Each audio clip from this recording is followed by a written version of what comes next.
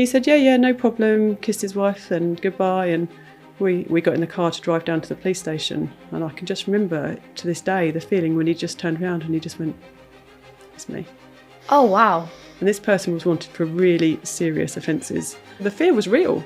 People really thought they were going to die from this. Yeah, of course. So managing those expectations, I think at the peak we had over 1,000 reported breaches a day. And you put that on top of normal demand with 100 of your staff not being able to come in. Really challenging. I think it changed the world forever. I am Deputy Head of the Force Crime and Incident Response. So it's a team of around 700 people, and whatever your first contact is with Kent Police, it'll be one of my team who you speak to. It's really important that I feel I'm able to give enough as a parent, as a wife, as a sister, a daughter, because if I can't do that, I'm not emotionally in the right place to be a good superintendent. I want both. I came back from my first maternity leave and said I still want it. I wish they could see what I see, because I am really privileged to do the job I do, and I see people coming in wanting to help every single day and working their absolute socks off. Welcome to More Than the Badge, a Kent Police podcast. My name is PC Melissa Marsh and I will be your host. Today's episode is with Detective Superintendent Alice Ames. Welcome to the podcast, Alice. Thanks, Mel. Can you tell us about your background of how you got into policing? I always wanted to be a police officer. There's no one in my family that's ever been in the police, nobody who's ever suggested it, but it's just something I always wanted to do. So I went to university, always with the plan that I'd apply to the police, but I kind of thought, well, I don't know if I'm what they want, I don't know if it will happen, so kind of went and got a degree, applied in the January before I graduated, and then it took quite a while. So I started the following year. And yeah, I met some people. I spent lots of time before joining. I went to the Kent Police Museum. I went and met my local officers. And I just always wanted to do something to help, and also something that every day was different. And that was it. So with all the museums, was there another role that you did before joining the police that you felt was vital into what you do now? Yeah, definitely, because I look back and think, could I have not gone to university? But actually, I think all the jobs that I did before I joined the police definitely made me much stronger as a police officer. I'd worked mostly in the leisure industry. So throughout my degree, I'd worked sort of 30 to 40 hours a week alongside it to fund it. So I always had that work ethic and always had the desire to help, and had lots of public service experience, which definitely helped once I did join. Can you tell us about your current role as a superintendent? So my current role is that I am Deputy Head of the Force Crime and Incident Response.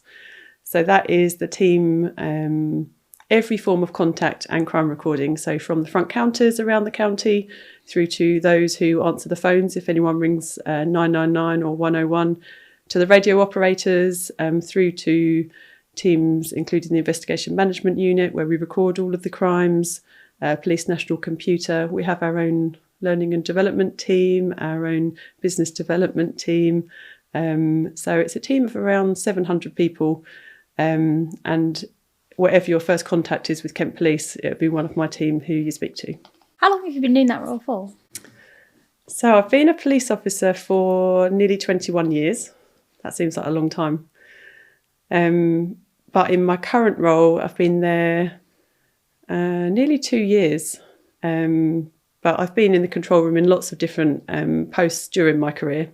So I was there as a force incident manager, who is the inspector who decides whether we're going to deploy firearms assets or pursue a vehicle or the helicopter and things like that. And I was a detective chief inspector and a chief inspector in different roles within that command as well. So I've come and gone from that command over my career. And how did you evolve from PC to superintendent? Yeah, there's lots of jumps there, isn't there? I didn't join with an aspiration to be a senior officer. I did get promoted to sergeant quite quickly after about 3 years service.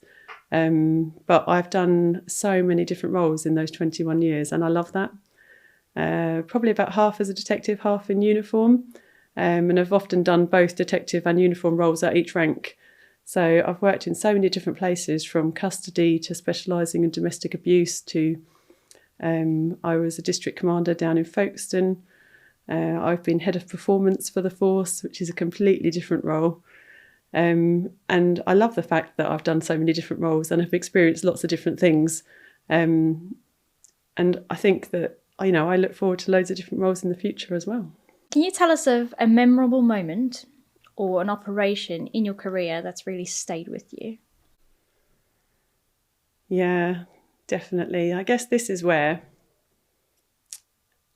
my husband is in the police force. He's a PC. It's one of the few times where he is definitely the children's favourite when you have to do the school's inputs.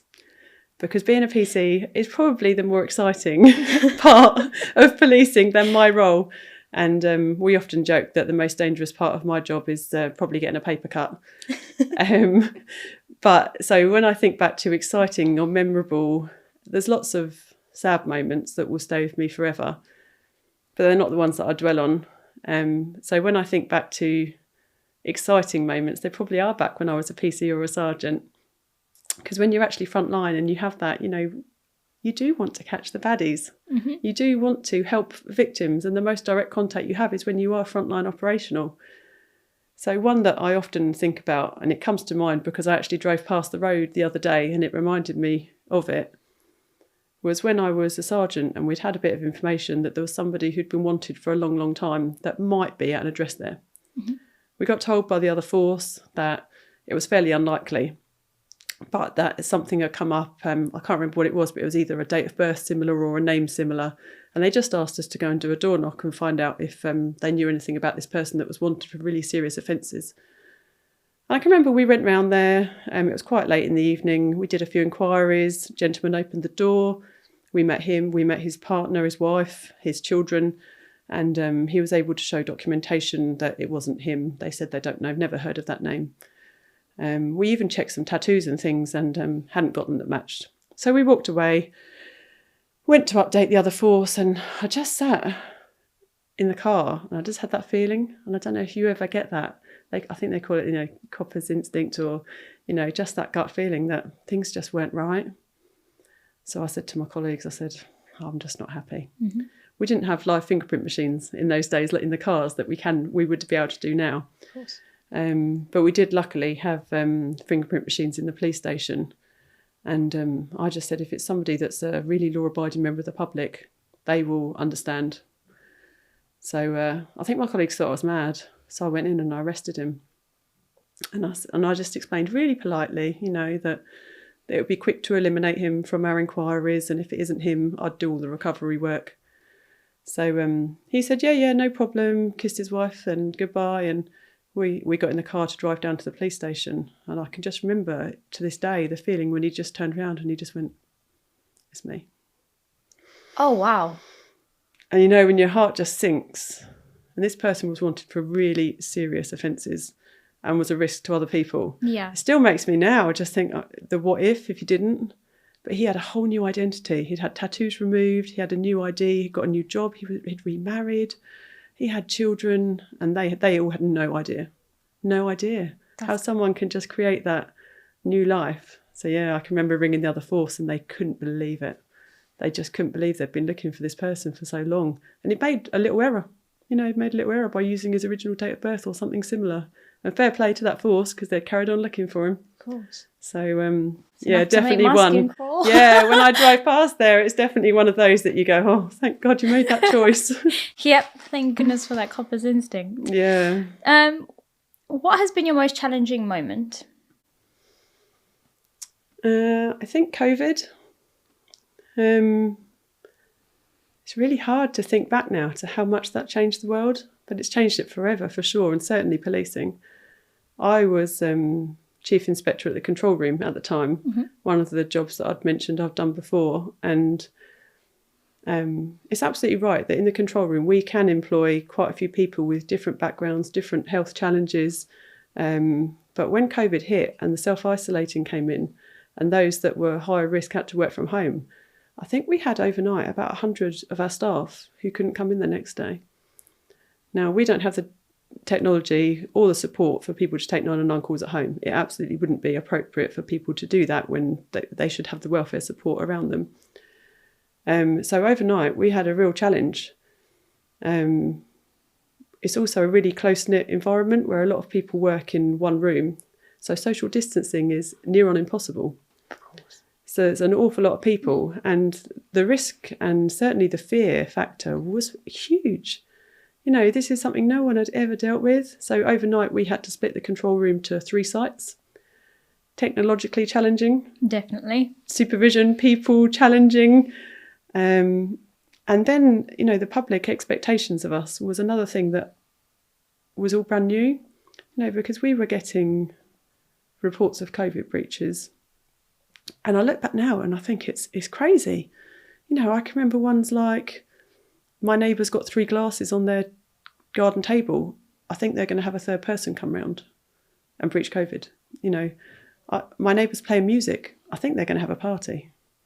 And these were all things that normally we would be able to say to that member of the public, I'm really sorry about that, but it's not something that we're able to assist you with. But people, the fear was real.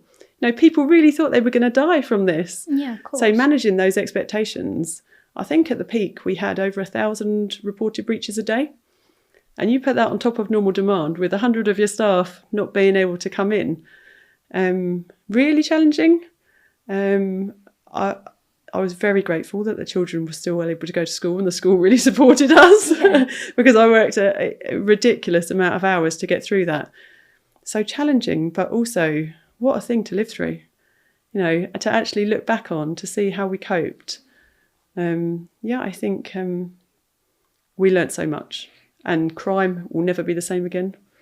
Policing will never be the same again. Things like fraud and, you know, the reduction of things like burglaries and things like that from people now working from home more and things like that. I think it changed the world forever. Yeah, of course. I suppose the safeguarding was really different. The advice that you would give online for someone for a COVID breach, which was something that would normally be a civilian matter, that must have been a drastic challenge. It really was. And risk to people with domestic abuse and things like that was really, really high. Yeah. But also people's fear of letting people into their house was also really high, so challenging. I think we quite enjoyed being able to catch people that were committing crime through things like drug dealing and things, because of course drug users still needed to get their drugs, and so being able to see people out on the street was a lot easier, wasn't it? Was the 3 divisions of trying to split the control room with COVID, how did you manage to bring it all together to make it work? Yeah, it was challenging. We have really great working relationships with IT, with estates, and in order to make it safe for my team to come to work, to protect them, but also to be able to give that level of service to the public, we worked together really quickly. Literally within 24 hours, it was all set up. We made sure that the team felt supported, that they felt that they could socially distance, and it meant just forgetting everything that you've done before, you know, and quickly coming up with new working practices. But the best thing is that I don't think anyone in the members of the public in Kent would have noticed any difference. And that was a real credit to all the people that worked on that in Kent Police, from my team and the other teams that helped us with their real can-do attitude. And we also really worked closely to try and be able to utilise digital contact. So digital contact is things like live chat, online crime reporting, and there's a lot of things that you can report online now. And of course, during COVID, that was a real help for us, because those staff who were self-isolating were able to really support us with those type of contacts. So whilst now it's back in the control room and every single contact comes to our control room, during COVID, we were able to utilise some of those staff who really wanted to still work and really wanted to still do their job. And they were able to do the digital contact for us. So overall, massive challenge, but a real Team Kent effort. It's a good way to streamline all those calls that were coming in at the same time. Definitely, especially the COVID breaches, where we were able to get nationally an online form created. So as I say, that sort of 1,000 breaches a day, we were able to go through them and see which were the most urgent and be able to prioritise which ones we attended first. How many calls on average would you say you had back then? So demand in the control room does vary depending mostly on the time of year, but other factors as well, such as weather. Big events, national sporting events create more demand. Heat creates massive demand, but also any severe weather does, because if you have lots of snow, we generally have lots of road traffic collisions. If you have really bad storms, you might have lots of trees down and blocking roads. So at the peak in the summer, we can receive up to about 3,000 contacts a day. Through the winter and the spring, it varies and might go down to around 2,000 contacts a day. But that's still quite a lot every single day. It's always busy. And as a leader in the control room, can you explain to our viewers that are members of the public how the 999 system works? Because obviously when we as response officers go to a job, that is triage based on priority. Could you please give us an explanation as to what might help them understand when they're calling 999 what to expect? Because sometimes you'll get a call and they go, we want police officers now, and sometimes that's not going to happen because someone else's life is in a higher risk. Yeah, absolutely. We would love to send an officer to every single call that we receive. That's never going to be possible, sadly. So you're right, we have to prioritise. We want to be able to give a really quick and fast, excellent service to people that really need us most. So therefore, when someone calls 999, they would initially go through to the BT exchange and they ask which service the caller wants. Once they say police, or if the line's silent but they can hear something, they come through to police. So BT exchange will send them to the force where it needs to go. My call handlers will then take that call. They will take initial details enough to be able to make an initial risk assessment about whether we need to send an officer and whether they need to attend with the lights and sirens on, or whether it's a slightly lower priority and they could be there within a few hours without obviously risking other road users and the risks that come with driving with the lights and sirens on. So we do triage. We also really tackle people that abuse the 999 system. So if we do have anybody who uses it inappropriately, we make sure that we do take action against those people, because they risk genuine people in need not being able to get through. So it's really important that people only use the 999 system for an emergency. And in Kent Police, we're in a really, really good position where we answer non-emergency demand, whether that's via digital contact or on the non-emergency line, really quickly. So there's no need for anybody to have to call 999 unless it is a real emergency in Kent. So can you tell me about the proudest moment you've had in your career? The proudest?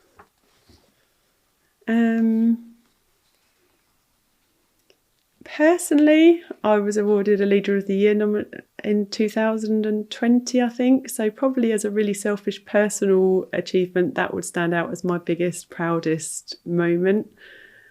But I also think in my current role, a couple of years ago, the control room in Kent was probably ranked as one of the lowest performing. We weren't given the service we wanted to.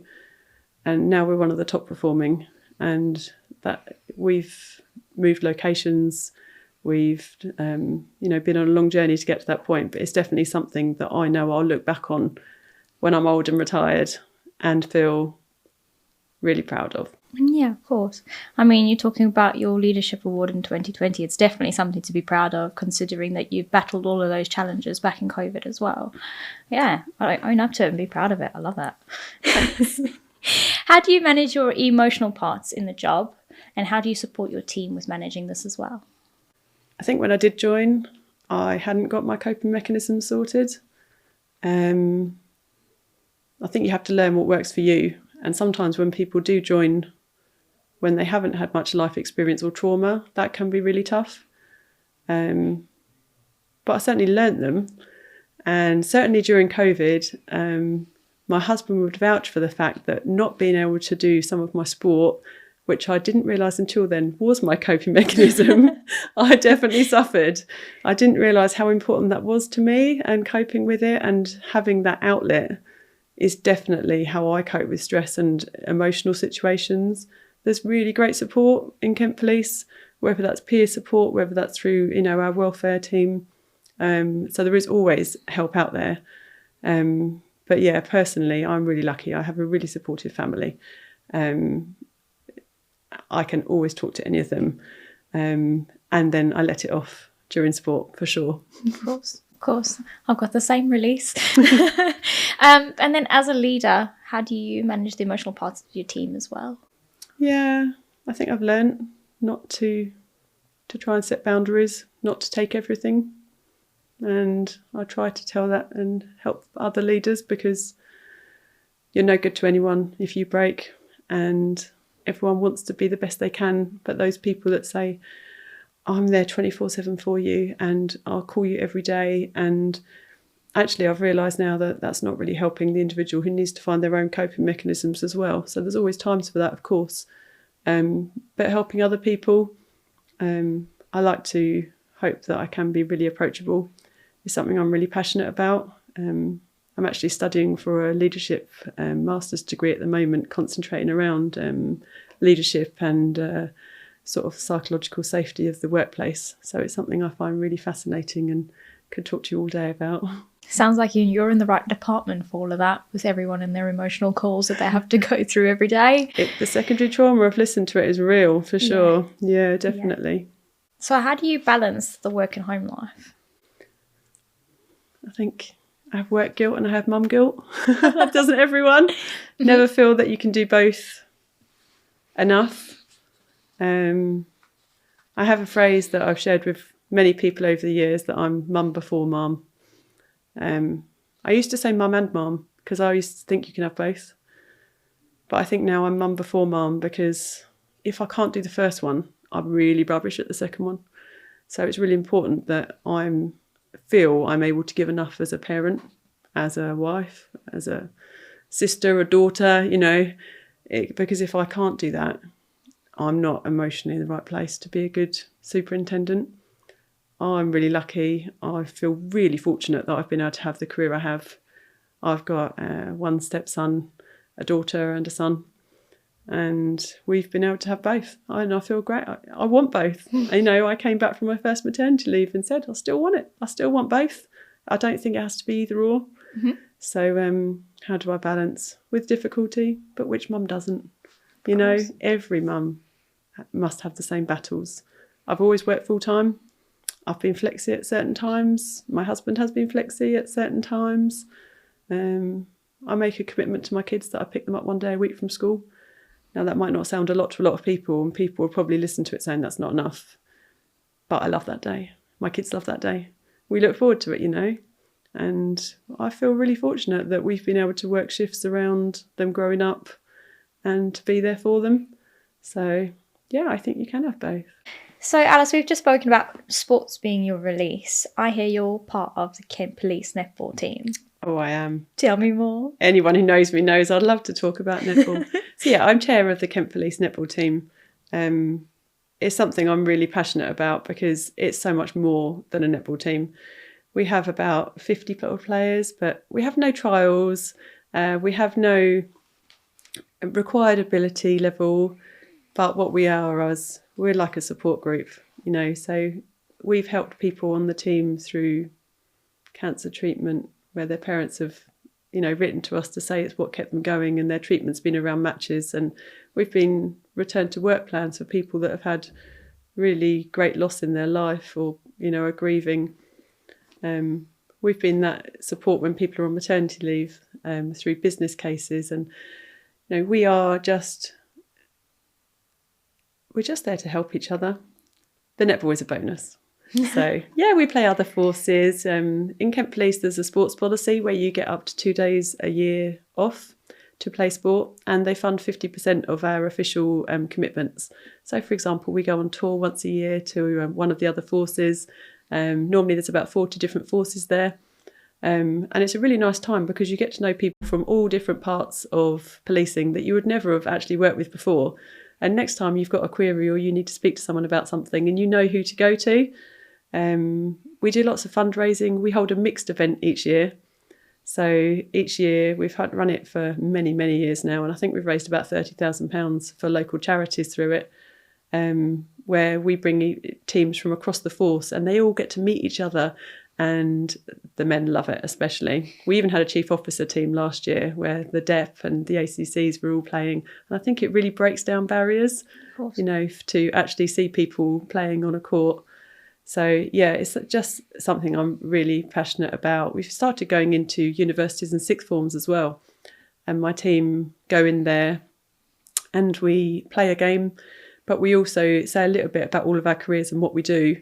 And I've got some teammates, they are inspirational. I sit there and I'm just in awe of them. And they all say a little bit about what they've done and how they incorporate a career, but they're a netballer. And it's been really lovely. We've had some feedback that people are retaking their exams if they've been unsuccessful, or that they really want a career in policing now. So hopefully we're doing our little bit to inspire the next generation of Kent Police officers and staff as well. Absolutely brilliant. I think on top of that, you get recognised for playing sports here at Kent Police as well. Is that correct? Yeah, so we have annual awards, and you can get your club colours and various things. And yeah, you also get a really great group of friends. So a great bonding moment for all, and Definitely. Then inspiring people to do more within the police. Yeah, definitely. Develop. Perfect. So tell me what you found most rewarding about your role. The people, definitely people. I'm often asked, what's your dream job? And I say, I don't mind where I go. I just want a team. I want a team. I love working with people. I love getting the best from them, helping them develop, finding them, if they feel supported and they have the right training and they're happy to come to work, I genuinely think they'll give a really good service to the public. So yeah, the people is the bit I love. It's also the griefiest part, but it's definitely the bit I love. Yep, I can agree. So we'll go into our off-the-cuff questions. Okay. So tell me, when you were a child, what was your dream job? I can't remember wanting to do anything except being a police officer. I love that. I think I look back to the time that I got asked that question, and I think I chose petrol attendant. I mean, there's nothing wrong with that, but still a service, still providing to members of the public. Maybe when you retire. Maybe one day. Tell me something that's currently on your bucket list. Oh, I've got a whole long bucket list. I'll tell you one though. When I retire and we get our pension, I've made my husband promise that we'll go to the West Indies with the Barmy Army and watch England cricket play. Ooh. That's on my bucket list. It's going to be what we aspire to when we retire. Love it. Love it. And if you could have a superpower, what would it be? See, I've thought about this one. And I think I would just like not to get old. If I could do anything. Because the thought of getting old really terrifies me. Older, I should say, if my children are watching this, because they told me regularly that I'm old. That's not fair. But I'd love to go back to when they were younger. I'd love to go back and be able to do things. So yeah, being able to, I wouldn't want to relive any part of it, but actually not getting any older. I don't want to be able to not play sport. I don't want to be able to be reliant on, getting older. So more stay young and make more memories. Yeah, definitely. Yeah, I like the sound of that. And one thing the public you wish that the public knew about police officers. I wish they saw what I see. I wish they could come and spend a day in my shoes and see how hard people work. We talked about COVID, and one of the strange things with COVID was that everyone loved the police. Certainly in Kent Police, we felt the love. We had pizzas delivered, we had food, we had drinks donated. People were so supportive of the police having to still go into work. And it makes me so sad now when it doesn't feel like that anymore, and those very small minority of people who are criminals, they don't represent the rest of us. And you see it in social media and things every day. And I wish they could see what I see, because I am really privileged to do the job I do. And I see people coming in wanting to help every single day and working their absolute socks off. If they could see them working on Christmas Day, being away from their families and still doing absolute best, I wish they could just see that that's the majority. So I know you said you don't like being called up. Taking a look at the memories that you've made over the years, what advice would you give your younger self?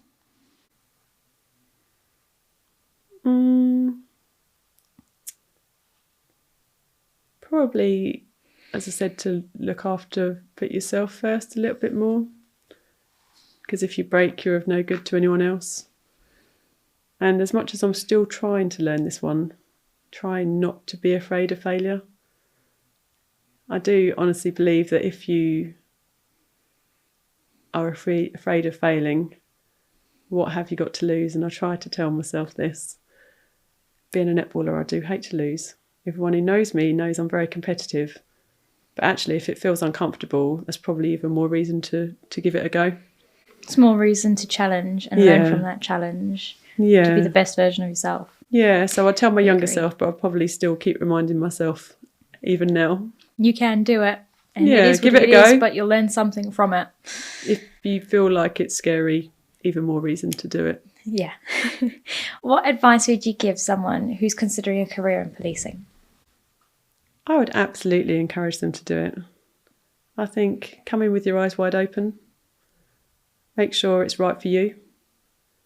Make sure you've got the resilience to cope with it, but know that we'll support you. You don't have to be a hard, scary person to be a police officer, but you do have to know that it's going to be tough and that you're going to have to work really hard. So yeah, if you're willing to put in the effort and dedication, then you can have an amazing career with so many different opportunities, so many different jobs, and you get to play netball too. Brilliant. Brilliant. Thank you. If you've enjoyed this podcast, don't forget to follow us on Instagram, X, Facebook and LinkedIn, where we'll be posting previews of our upcoming episodes. You can watch this episode on our YouTube channel and find out more about the variety of opportunities available by searching Kent Police Careers. See you soon.